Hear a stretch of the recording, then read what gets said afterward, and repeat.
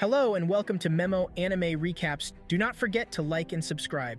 The planet is in the middle of the Industrial Revolution when terrible monsters with an insatiable taste for human flesh appear out of a mystery virus. These creatures, called Kabane, can only be eliminated by breaking their steel-coated hearts. But if one of these creatures bites a human, the result is a destiny worse than death, since the fallen rise again to resurrect among the living dead. The story begins with an armored train traveling at a very high speed at night. The train captain yells at his crew to increase the pressure and speed of the train, because if they stop, they die. He also gives instructions to one of the crew members to announce to people on board that they are at an abandoned town and they should brace themselves for impact. On hearing this, trained men on board known as knights mount their weapons and prepare for action. As the train passes through this station, some horrific creatures that emerge from an unknown virus that terrorizes the land known as the Kabanis can be heard landing on the train and trying to penetrate the train.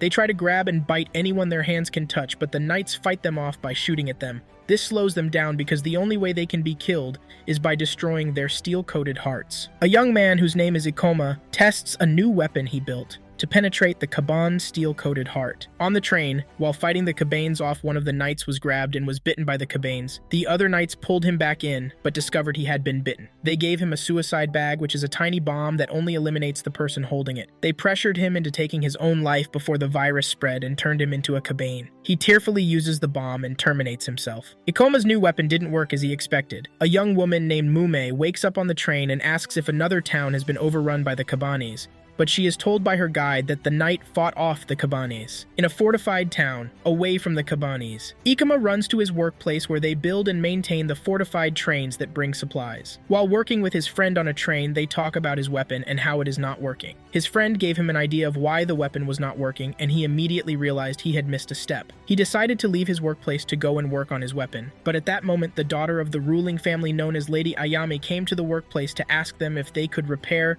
her father's steam gun. Ikoma's boss called on him to help the lady in repairing the weapon. While checking out the weapon, the train that was attacked by the Kabanes, known as the Iron Fortress, arrives earlier than expected. Lady Ayame asks her father Kensho, the head of the Yomogawa family, why the train arrived early. Her father tells her that other stations where the train was supposed to stop have been attacked by the Kabanes. Kensho orders the crew members to be checked to identify those who might have been bitten during the attack and throw them in jail. After the check, the workers began maintenance and repair of the train. Ikoma finds a Kabane heart while repairing the train and decides to keep it to run tests on it. Mume climbs down from the train. A knight tries to stop her, but Kensho orders him to stand down. Kensho offered her and her guide hospitality. A man runs out of the train. The knights shoot at him, claiming he is a Kabane as they try to kill him. Ikoma interferes and tries to stop them, reminding them of the rule that says anybody suspected to be a Kabane should be thrown in jail and kept on watch for 3 days.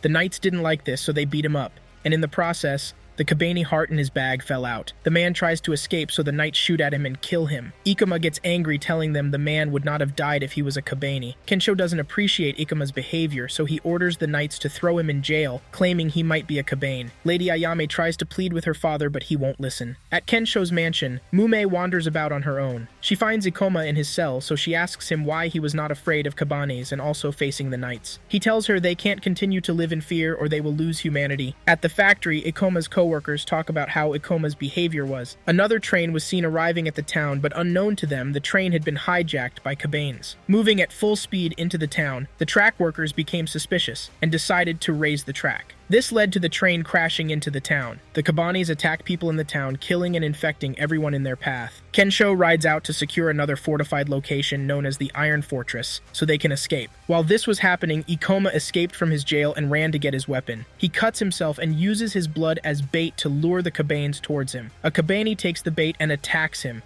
As he struggles with the Kabane, he has flashbacks of the moment the Kabanes killed his parents. He shoots the Kabane with his weapon and kills it. He is happy his weapon worked until he realizes he has been bitten. Maimu's guide priest, Shimon, tells her he has been bitten and will no longer be able to accompany her. So he took his own life. Ikoma, on realizing he has been bitten, immediately chains himself to a machine he has been working on. This machine chokes him and pulls out the virus before it can spread all over his body. A Kabane tries to attack Memu, but she cuts off its head with her shoes that had been fitted with blades. Ikoma wakes up from a nightmare and realizes his machine worked, which prevented him from turning into a kabane. He is very happy about this. Amidst the joy, his friend from work Takumi comes in and is confused about what is happening. Ikoma tells him his weapon, the piercing cannon, worked after he followed the idea he gave him at work by increasing the explosive load. They both celebrate. Takumi asks if he was bitten, to which he replies yes. Takumi looked frightened, but Ikoma assured him his other device worked and prevented the virus from turning him. They are happy they can now kill the kabanes and cure those who have been infected. Mume tries to locate the Iron Fortress. Lady Ayame was still in the town surrounded by the kabanes and waiting for her father's signal from the Iron Fortress.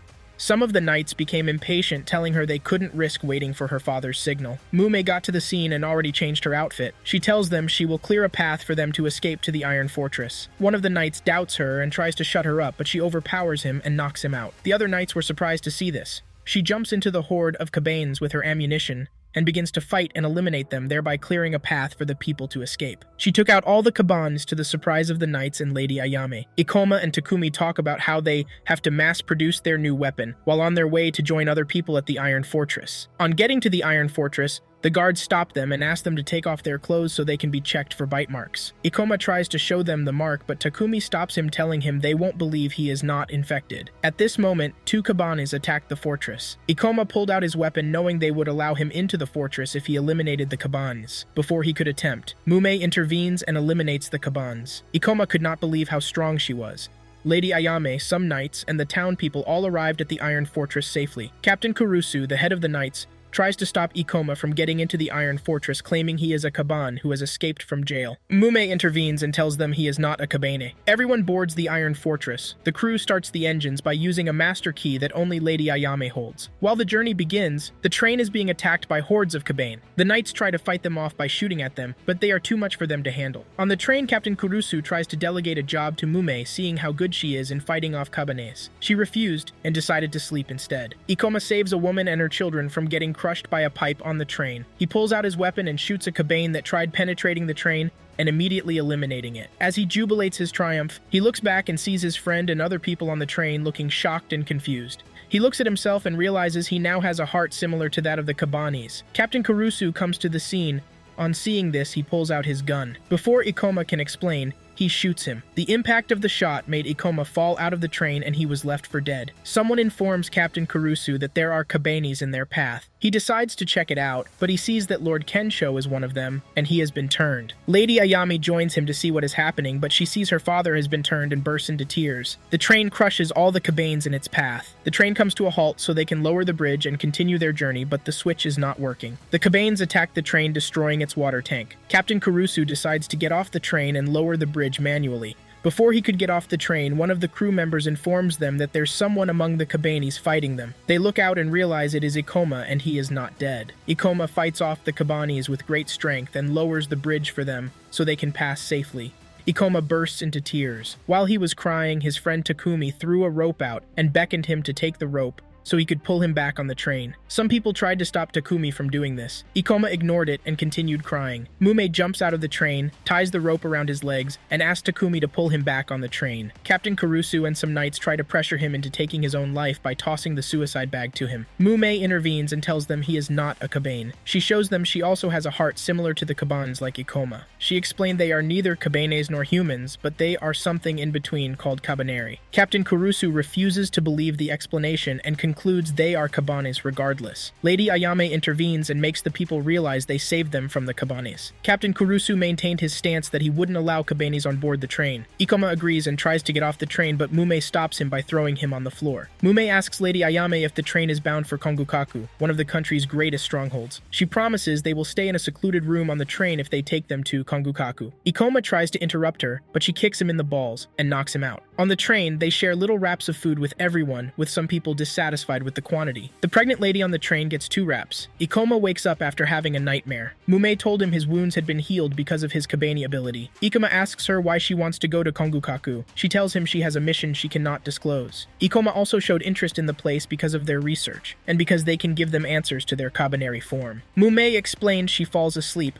whenever she fights for too long, so she needs Ikoma to be her shield. She began to train him. People on the train begin to question Lady Ayame's decision to allow Ikoma and Mume, who are Kabanis, to be on the train. They demand their immediate removal. Lady Ayame assures them they have agreed to stay in a secluded room away from the people and reminds them to show a sense of gratitude because the people they now call Kabanis have helped them. The people also demanded they stop the train so they could perform a funeral for everyone they'd lost before they got too far away. Mume continues to train Ikoma, but he keeps not getting it. He asks her why she has a restraint tied to her neck, and she explains once it is removed, she will be able to fight to her full potential, but it also makes her get tired quickly. Mume thinks she heard a Kabane on board, so she leaves the room and dashes into the other area of the train where people are. She's mistaken, and the noise was just from a man trying to get the other wrap of food off the pregnant woman. On seeing her, the people began to panic and scream. Ikoma tries to get her back to the room, reminding her that they promised not to leave the room. Captain Kurusu tries to shoot at them because they have broken their promise,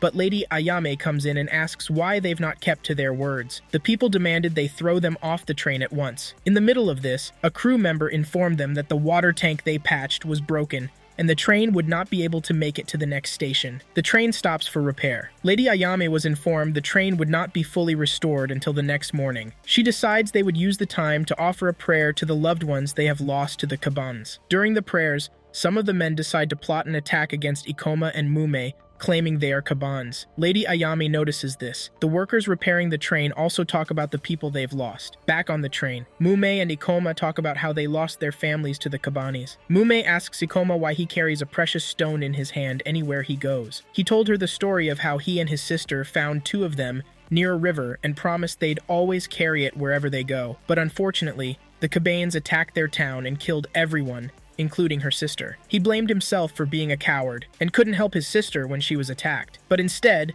he ran away and saved himself. After he went back to where his sister lay, she was already turning into a Kaban. He had no choice but to kill her. The men try to attack Ikoma and Mume, but Lady Ayame intercepts them and tells them they are not their enemies. She informs Mume of the attack. Mume faced them and asked if they wanted to fight because she was ready to give it to them. Lady Ayame orders them not to fight. Back at the prayer ceremony, the pregnant lady begins to have heartbeat rhythms similar to that of a Kabane, so she thinks she won't be able to have the child. Mume leaves to join them at the prayer ceremony, where she tells them she meant no harm and even plays with a baby. Back at the train, Lady Ayame brings out her knife and pushes it into Ikoma's chest, waiting to see his reaction and asking him if the Kabaneri are their enemy or not. Ikoma told her in the presence of the men that his only purpose was to kill the Kabanis because that was the promise he made to his sister when she died. She believes him, and also are the men who doubted them before. Lady Ayame apologizes for testing him in such a way, and asks why he didn't grab her arm and push her away. He said he did not want to hurt her. While Lady Ayame was leaving, Ikoma collapsed. At the ceremony, Mume plays with the kids. She tells them she is hungry and demands blood since she's half Kabane. The women became scared and they called her a monster. On the train, Lady Ayame tries to care for Ikoma, but he attacks her looking like he has become a Kabane and has no control of himself. The pregnant woman turned into a Kabane. Immediately, Mume sees this. She dashes toward the woman with swords and eliminates her. Ikoma tries to bite Lady Ayame. Everyone blames Mume for killing the pregnant lady. She tells them that the child was also infected and they are beyond saving. The knights spot some Kabanis coming towards the train and inform everybody. Everyone runs back to the train for protection. Back on the train, while Ikoma tries to bite Lady Ayame, Captain Kurushu dashes in and hits him with his gun. Immediately, Ikoma comes back to his senses and apologizes to Lady Ayame. Mume comes in and informs them they are under attack and they should get the train moving immediately. The workers were asked to hold on with the repairs so they could get the train moving and escape the Kabanis. The knight shoots at the Kabanis to force them back, but it is to no avail. On the train, everyone blames the Kabaneris for attracting the Kabanis to them. Lady Ayame tells a servant to check her body for bite marks, but she finds nothing. The elders on the train summon Lady Ayame and question her leadership. They demand she forfeit her leadership and allow them to rule. She agrees and gives up the master key that controls the train to them. The elders instruct the train drivers to change course and take a faster road to Kongukaku. Lady Ayame warns that the route is a dangerous one, and they will be vulnerable to Kabani attacks because the path is full of high grounds. They ignore her warning and proceed to take the route. Ikoma doubts if he is a Kabaneri or a Kabane. Mume notices he is hungry and also tells him she also feels the same way. People on the train send Takumi and 2 other workers to the room where they kept Ikoma and Mume because they are friends with them. They also try to disconnect their carriage away from the train, but before they can finish disconnecting, out of nowhere, Kabanis attack the train and eliminate them. The train door was already open and the Kabanes entered and started eliminating people, Ikoma and Mume could not help because they were already locked in. Mume tried to shoot them from their carriage, but it was useless. One of the crew members informs others that they are under attack. One of the elders demands they disconnect their carriage so they can minimize casualties. Captain Kurusu and some knights along with Lady Ayame decide they will fight the Kabanis instead. Ikoma comes up with a plan for them to exit the carriage through a hatch to go and save others. While the knight and Lady Ayame fight the Kabanis, Captain Kurusu decides to get his sword to fight the Kabanis. Mume and Ikoma exit their carriage. They wait to leave the tunnel the train is currently passing before they move into other carriages and strike the Kabanis. One of the knights gets bitten and decides to blow himself and some of the Kabanis up. Kurusu comes back with his sword and fights the rest of the Kabanis. Mume and Ikoma prepare to move into the other carriage, and Mume warns Ikoma that she might reach her limit sooner than expected, and he will have to fight on his own. Once they pass the tunnel, they run on the train towards the other carriage, eliminating every Kabane on their path. Kurusu fights one of the strongest Kabans known as a learner on the train. Unfortunately, he is no match for the learner, and he gets injured. While fighting the Kabanis on the train, Mume reaches her limit and enters into a deep sleep. Ikoma has no choice but to face the learner on his own. As he proceeds to enter the carriage, he becomes weak and needs blood to gain his energy back. Lady Ayame notices this, cuts herself, and offers to give him her blood. The learner also gets attracted to this blood and tries to attack her. Captain Kurusu jumps on the learner and holds him down, giving Ikoma time to feed on Lady Ayame's blood. Ikoma, after taking the blood, becomes energized, pounces on the learner, throws him on the floor, and shoots him in his heart with his weapon. Everyone, seeing they've been victorious, starts rejoicing.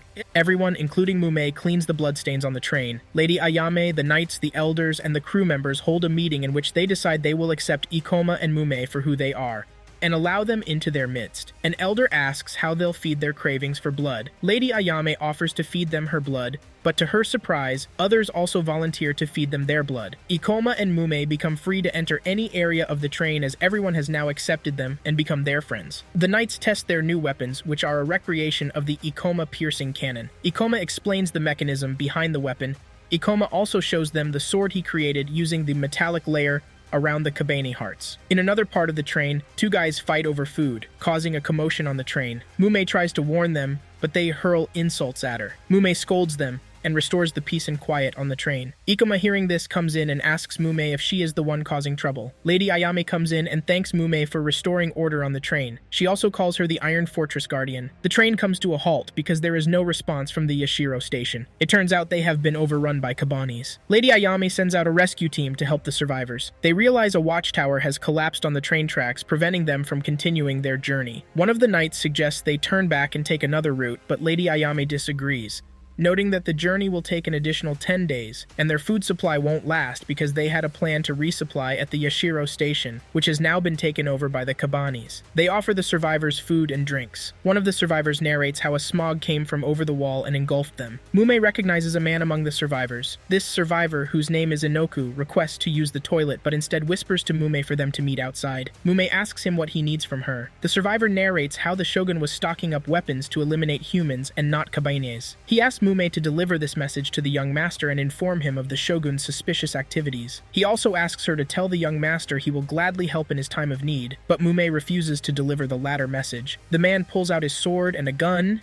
and threatens to terminate her. He sheathes his sword and warns her they'll cast her away when she is no longer useful, just like him. Ikoma explains his plan to remove the watchtower from the train track so they can continue their journey. He plans to power up the crane from a boiler room and use it to move the watchtower. One of the knights tells him the boiler room is a Kabanis nest, but he assures them they will attack from behind, so the Kabanis can only attack in a single file. Mume walks in and interrupts him, but she tells him to continue with his plan. Mume agrees to help them, but refuses to fight with them because their plan is cowardly, and it involves them avoiding the Kabanis. Ikoma tries to explain that he just wants to prevent unnecessary loss of life, but she won't listen and kicks him. Mume left the room remembering what Inoku had told her. She meets up with her friends on the train, but finds them mourning the death of their dog. She tells them the dog was already injured, and they would have abandoned him eventually. They do not find her words appropriate. They get angry and send her out. Ikoma asks Takumi and Sakuri for help in carrying out his plan. He delegates them to handle the crane, and they agree. He tells Mume they have agreed to help, and asks her if she will fight with them. She confirms she will. Ikoma warns her to avoid the boiler, as that is where a large number of Kabanes are. Everyone proceeded with Ikoma's plan. Everyone begins to move to their assigned position except Mume.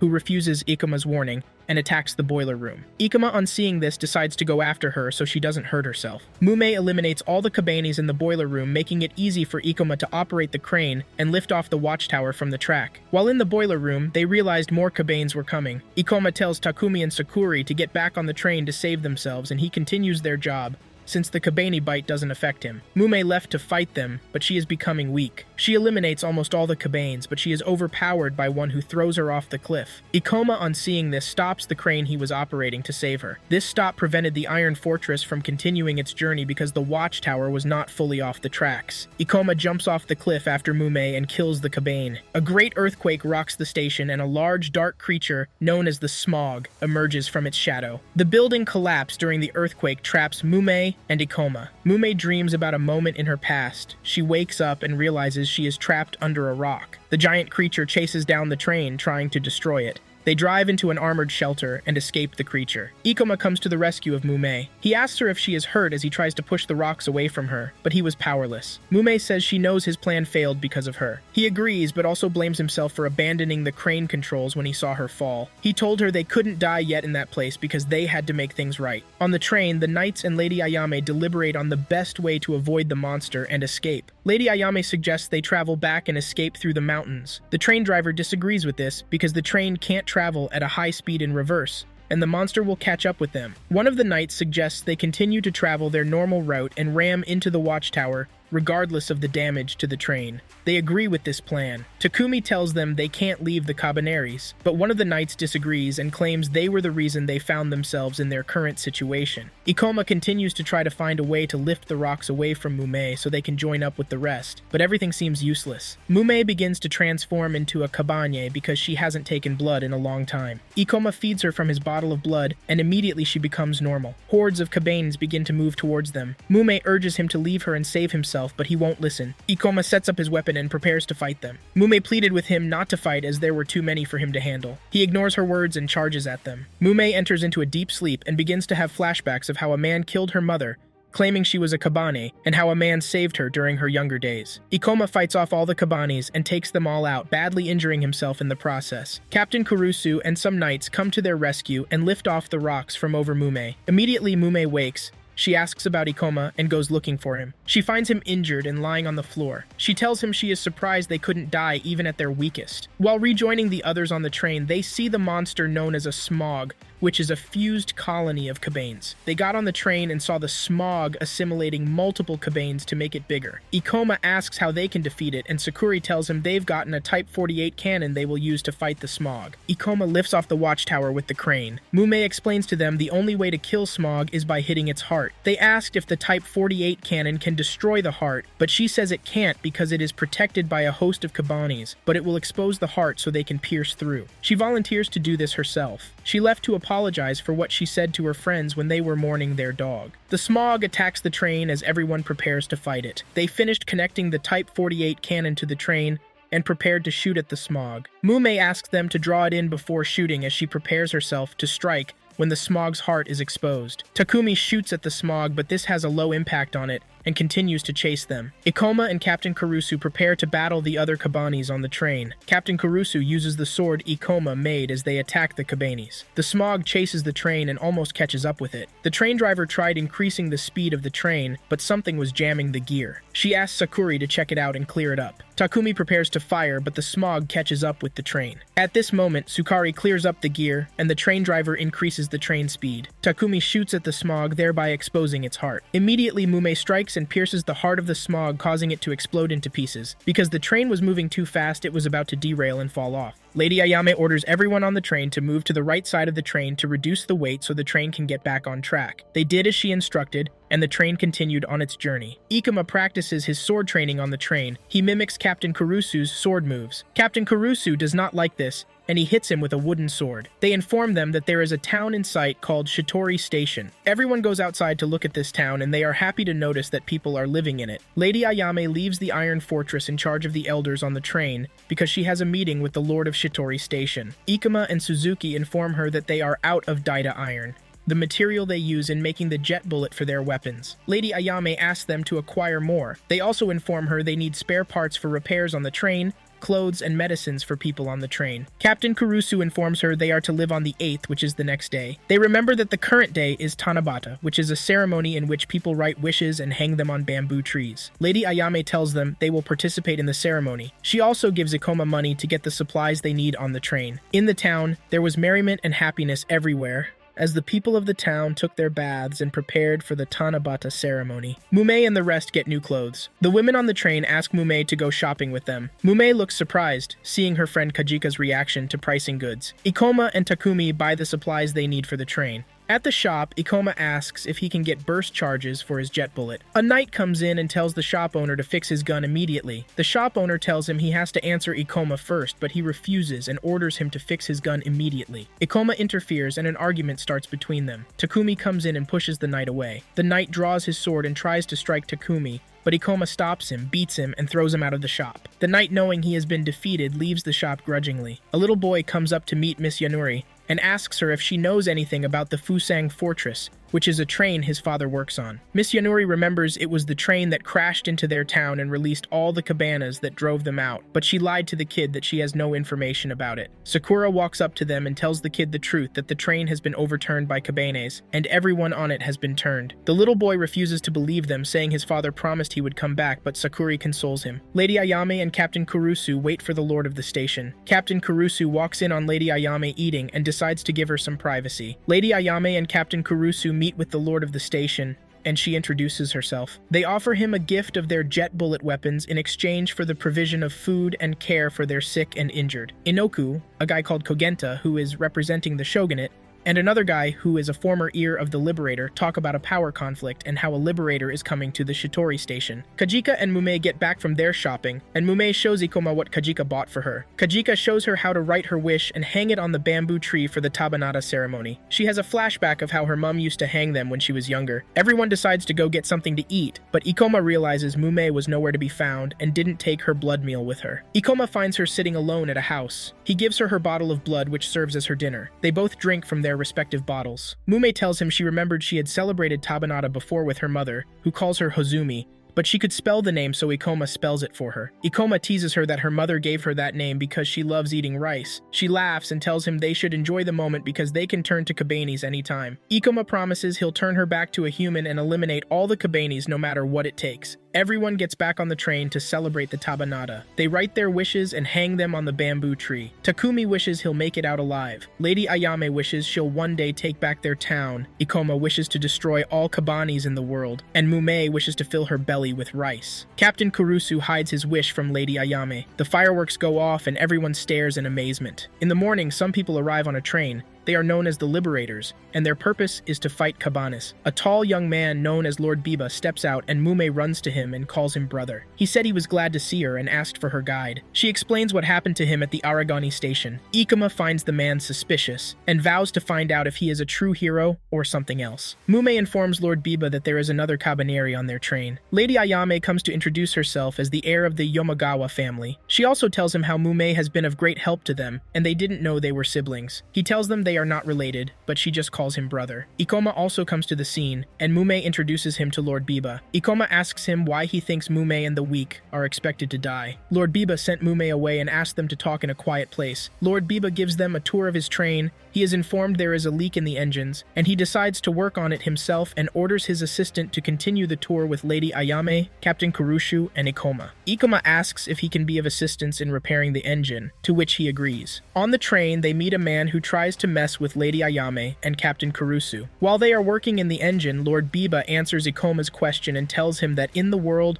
only the strong survive and the weak die. He also tells him that survival is not about hiding, but it is the ability to raise and fight the cabanes. They hear an alarm that the cabanes are trying to attack the station and proceed to prepare for battle. It turns out Kogenta and the man who met Inoku earlier lured the cabanes to attack the town so Lord Biba could join in the fight. Lord Biba plans their attack strategy as they prepare to battle the cabanes. The Knights of the Iron Fortress shoot at the cabanes from the walls of the station, but Lord Biba's train rides out to face the Cabanis outside the walls of the town. Lord Biba rides a horse while his soldiers ride motorbikes as they charge at the Cabanis. Mume and Ikoma also join in the fight. A giant Cabani attacks them. Mume tells Lord Biba to allow her to handle it. Lord Biba gives her permission and orders his assistant Horobi to assist her. Inoku sneaks up on Lord Biba, but he sees him. Inoku tells him some people sent him to kill him, but he is ready to give them up if he'll give him the order and allow him to do his bidding. Lord Biba tells him he has no use for him. Inoku isn't happy with this response and attacks Lord Biba with his sword. Lord Biba anticipated the attack and overpowered him. Lord Biba tells him he is weak because he has already decided to betray him. He pushes his sword into him and eliminates him. Ikoma confronted him for killing the man. Takumi stops him and Lady Ayame apologizes to Lord Biba on his behalf. Lord Biba sent out his soldiers to arrest Kogenta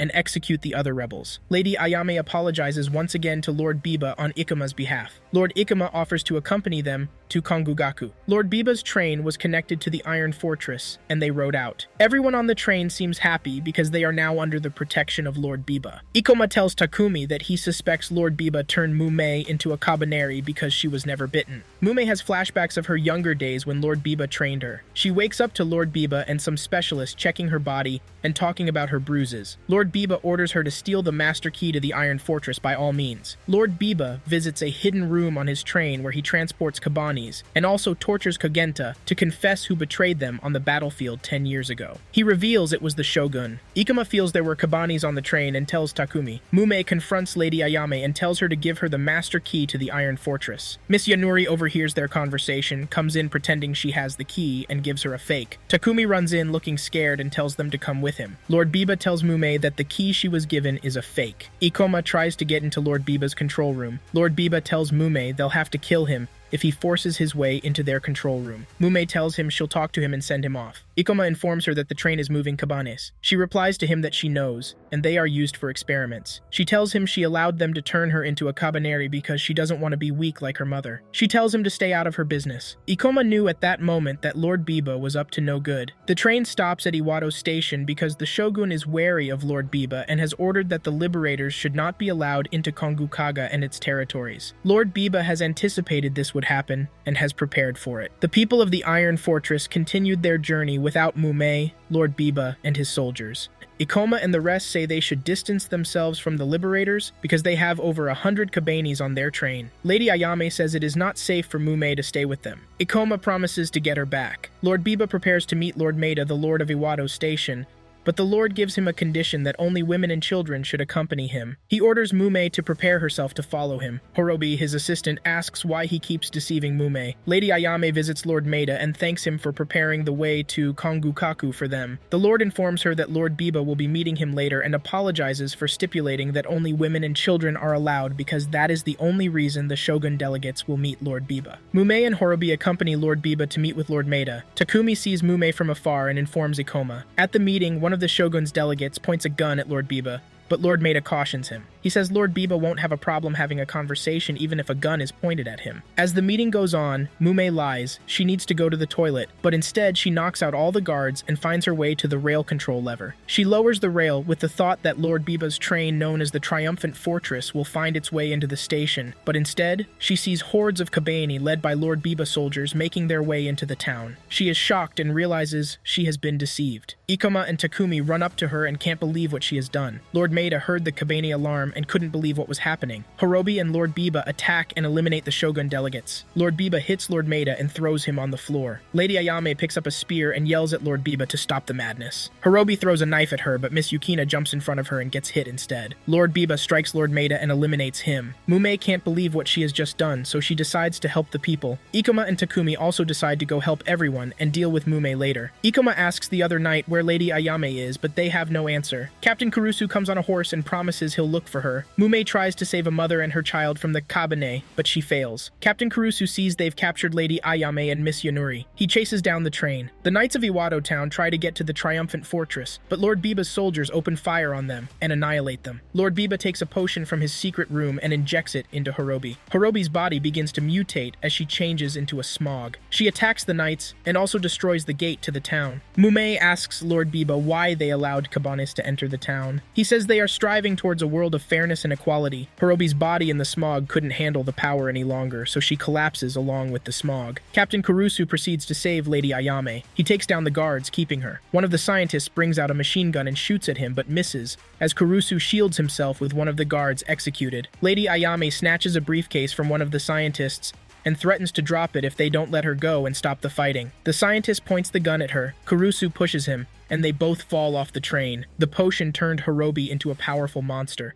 She attacks her soldiers, eliminating everyone in her way. She almost strikes Lord Biba, but can't bring herself to do it. Lord Biba brings out his sword, pushes it into her, and eliminates her. Mume couldn't believe her eyes. Lord Biba soldiers arrest everyone from the Iron Fortress and Ikoma. They tell Ikoma they need samples of his blood, and he shouldn't resist, or they'll kill him and just take it off his dead body. Lord Biba addresses the people of Iwado and encourages them to join him in his fight to end mankind's cowardice. They capture Ikoma. Mume realizes everything Lord Biba has ever told her is a lie. Ikoma, while locked up in a cage, vows to make Lord Biba pay for his crimes. Sakurai joins the Liberator and now works for them. He serves the prisoners their food and tells Yanuri to give Ikoma his blood drink. Takumi and others were selected and forced to donate their blood so they could feed the Kabanes on board. A man tries to plead with them to slow him down and donate for himself and his wife so they can spare her from donating. One of the soldiers cuts him and asks that he should be taken. Takumi tries to challenge him, but other soldiers hold him back. Takumi asks Ikoma when he will carry out his plans to stop Lord Biba, and he tells him they will carry out the plan the next day when they come for the blood. Lord Biba tells Lady Ayame she is to make them open the gates to Kongukaku, and also plan a meeting between him and his father, the shogun. Lady Ayame says she will only agree if he will guarantee the safety of her people, which he assures her. Lady Ayame asks him what he will do when he finally meets his father. He tells her the story of what happened 10 years ago when his father deployed 400,000 knights to fight and exterminate the Kabanes and made him the commander despite being 12 years old. She tells him his father cuts off their supply, allowing the Kabanes to obliterate them, so he must deliver his punishment with his hand. Ikoma shares his plan with the knights that were imprisoned with him. He tells them if they seize the control room,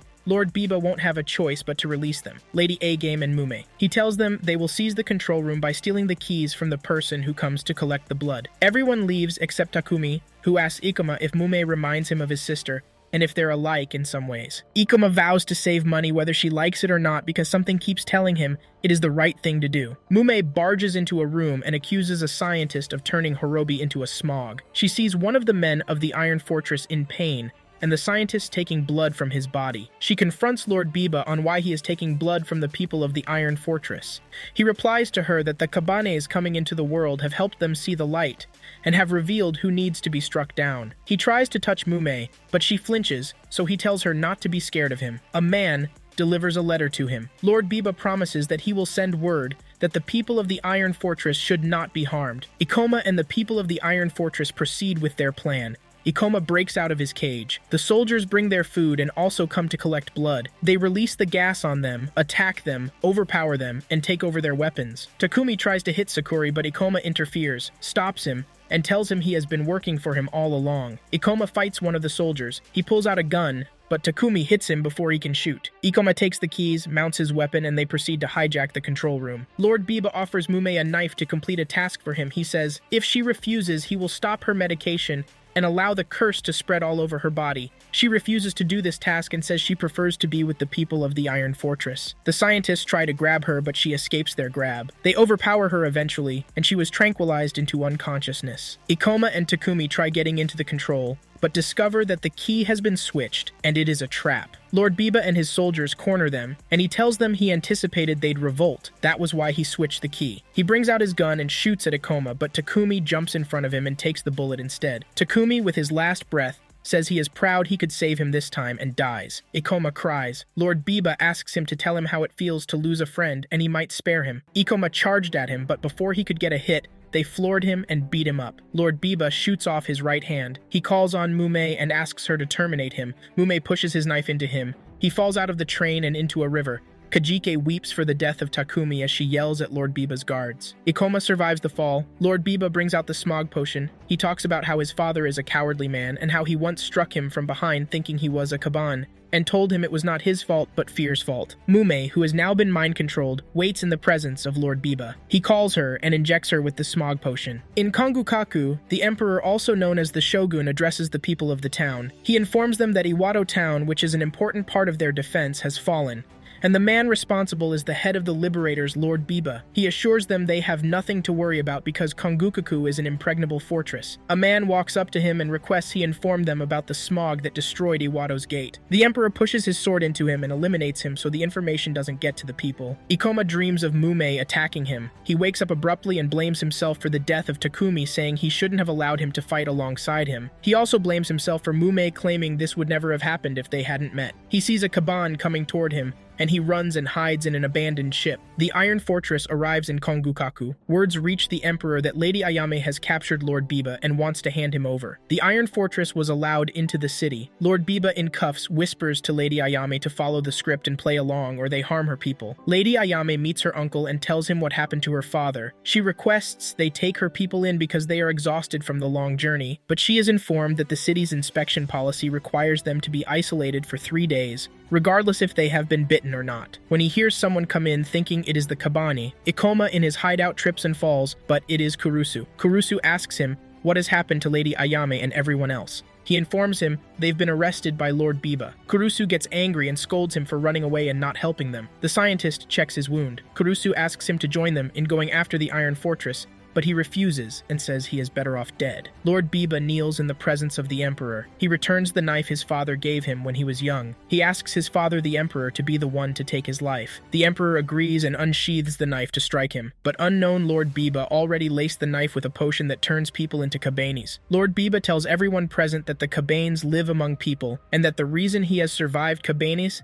is because he can tell them apart from humans. He tells them even at the moment there is a Kabani among them. The Emperor begins to transform. The guards on seeing this shot him multiple times. Lord Biba rises, unsheathes his sword, and tells him fear killed him and not him before pushing his word into him. Lord Biba tells the people of the city that their emperor is a Kabani, and there are Kabanis among them. A commotion erupts in the town as the people begin to fight and terminate one another. The liberators infiltrate the city and open the gate to allow Lord Bibas to train the triumphant fortress to enter the city. The triumphant fortress releases Kabanis all over the city. The Kabanes begin to annihilate the people of the city. One of the guards figured out Lord Bina turned the emperor into a Kabani with the knife. Before he could attack, Lord Biba terminated him. Kurusu prepares to journey down to Kongukaku to save Lady Ayame and the people of the Iron Fortress. The scientists say that Mume must have been turned to a smog by now, and that Ikoma has given up on life and is no different from the Kabanas. Kurusu hits him and asks him to keep his mouth shut. He walks up to Ikoma and tells him that Mume deliberately sored him because the stab wound was just a fraction away from his heart. He also tells him they turned Mume into a smog. After Ikoma hears this, he decides to follow them down to Kongukaku. Mume begins to have memories of the past as she gradually transforms into a smog. Ikoma cuts his hair and fixes his weapon on his amputated right hand. The scientist tells him Mume will lose her life when she becomes the smog, and the only way to save her is to inject her heart with white plasma. He asks the scientist to give him a potion that will give him extraordinary powers. He injects himself with the potion and begins to transform. The scientist tells him he needs to remove his restraint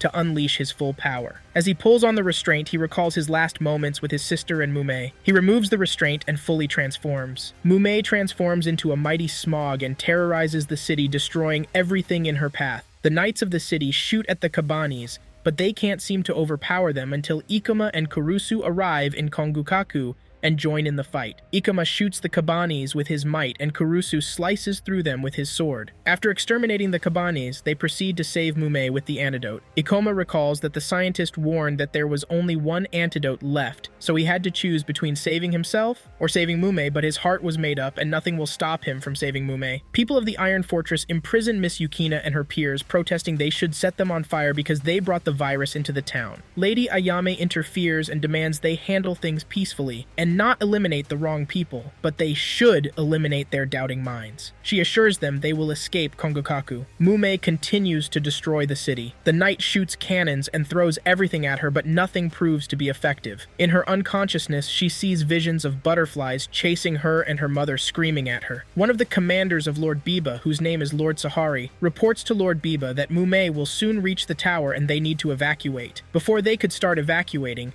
Ikoma and Kurusu attacked them. The two lords were shocked to see Ikoma because they thought he was dead. They tried to shoot him in the head because that was a weak spot, but Kurusu interfered and sliced them up with his sword. Lord Sahari, seeing that nothing worked, decides to crush him with their train. He was held down on the tracks while the train rushed at him with great speed. Before the train could crush him, a great surge of energy leaves his body and sends the train into the air and blows it up. Lord Sahari, with rage, attacks him with a spear, but Ikoma can hold him off and he shoots him in the chest. Lord Biba wonders why Ikoma won't break after so many wounds he has inflicted. One of the scientists informs him that the Kabanes are spreading more than they have anticipated. He offers him the white blood antidote in case it comes to the worst. Lord Biba delegates one of his soldiers to plan their escape once it is over, because he has somewhere to go, as he says a dying man is calling him. Mume continues on her rampage. Kurusu and Ikoma try to catch up with her and almost lose their lives in the process. Kurusu faces a horde of Kabanis, but he tells Ikoma to go save Mume, that he can handle himself. Ikoma runs to save Mume. Mume continues in her vision, but she gets overwhelmed by the power of the smog, and she collapses in the real world. Before Ikoma can give her the antidote, Lord Biba stops him,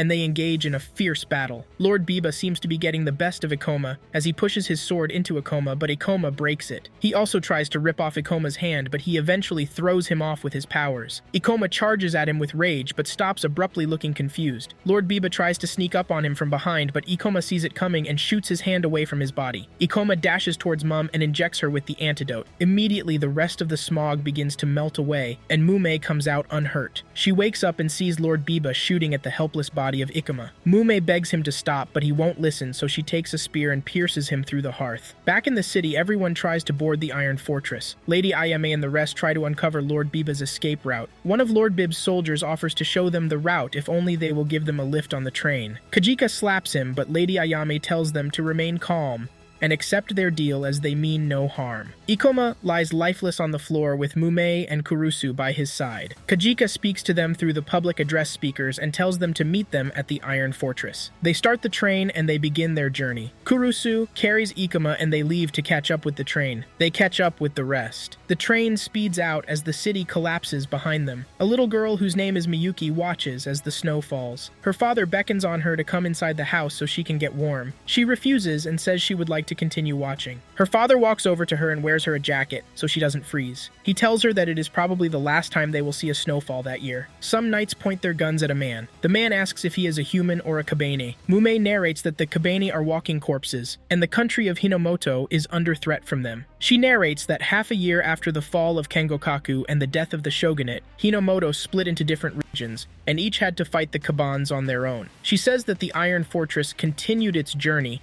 and went to Unato, a town in the Hokuriku region, so they could cross the Hida Mountains. But the problem was that Unato had been overrun by Kabanis 5 years earlier, and it was now a battlefield because the allied forces of Hokuriku are trying to recapture the town. The knights shoot at the Kabanis as they try to attack them. One of the Kabanes breaks into a gun-making factory and attacks the workers. Mume comes in and shoots the Kabani, thus eliminating it. More Kabanes attack, but she easily eliminates them all. The Iron Fortress drives into the town, and Lady Ayame instructs her knights to offer the allied forces support. Kurusu joins the fight and cuts through the Kabanis like milk. Mume times herself and moves on to join the forces at the front line, eliminating all the Kabanis in her way. She gets to the front line and notices that she passed her stipulated time. The knights there ask why she isn't at the rear fighting the Kabanes there, but she tells them they've handled it already. She eliminates all the Kabanes with ease. The knights were surprised to see how good she was and wondered if she was a Kabaneri. She confirms to them that she is, and even explains who a Kabaneri is. More Kabanes attack and overpower one of the knights. At this moment, another one of the Kabans pulls Mume's feet and almost tosses her over, but she holds onto a rail. Ikoma rushes to the scene, eliminates the Kabani, and saves Mume. He asks if she is okay and urges that they finish off the rest of the Kabanes. Ikoma pulls out the knight from under the pile of Kabanis and throws bombs at them. Mume shoots at the bombs, causing them to explode and blast the Kabanis into pieces. When the fight is over, Ikoma asks if Mume is feeling okay, and she replies that she is, and walks away, but he notices that she is lying. Two of the Unato knights taunt Ikoma that he is not as strong and cute as the other one, Mume. They tell him not to get too full of himself just because he eradicated some of his friends, the Kabanis, because there is still a lot for him to handle. They warn him not to do anything funny, or they throw him in prison. In the town, people put a protective barrier over the blocks they have recaptured. One of the knights reports the length of their victory to the commander, who says that they have to capture the Unato castle and burn everything to the ground. Miss Yukina and Sakura check the Iron Fortress for damages. Yukina suggests that they disassemble the train for repairs because they've overworked it. They walk up to Ikoma and ask what is wrong with him. He informs them that there is something wrong with the Kabanis of Unato, and they seem to be mind-controlled. He shows them the footprints of the Kabanis and tells them they also work together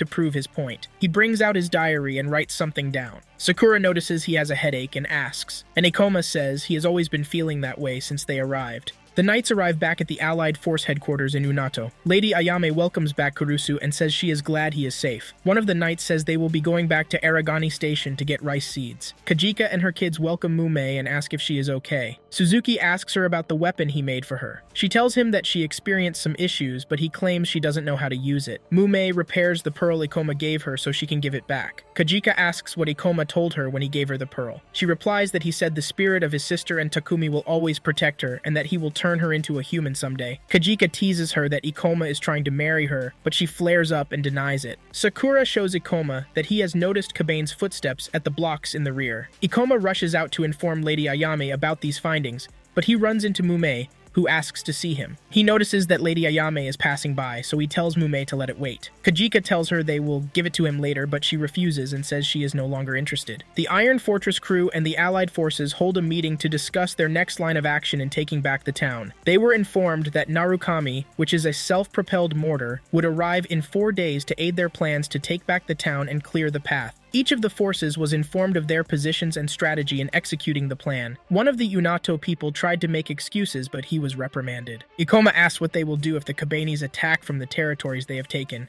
as he spreads out a map. Ikoma tells the members of the meeting that there have been sightings of Kabane footprints at the rear of the city, and it seems someone has been summoning them. He urges them to let him investigate the situation, but Sir Kuroji, one of the leaders, says it is not possible and accuses Ikoma of summoning. Ikoma loses his temper and yells at him that someone is controlling the Kabanes and he is allowed to investigate. One of the knights attacks him and says he is the one who is here to kill them. Ikoma fell on his knees. Sakura notices he has a headache and urges him to go rest. He refuses and tells him they have to get out of the town as soon as possible. Kuroji says he is not fit to participate in the meeting. Lady Ayame apologizes and says that they will talk some sense into him. Mumei walks in on Ikoma and sees him packing. She asks where he is heading to and he replies that he has to investigate who is summoning the Kabane alone since no one believes him. Mumei pleads with him not to go because he can't handle the Kabanes alone, and he will just get himself killed in the process. Ikoma accuses her of not believing him, and also siding with the allied forces just like Lady Ayame did. He adds that she did the same thing when Karikatashu came. She tells him the reason she did that. Ikoma says that he has to investigate the situation to prevent the big threat from happening. At that moment, he freezes and changes into a Kaban. He attacks Mumei and pushes her outside. The knights see this and try to shoot him. Mumei pulls him out of the way and back inside the house,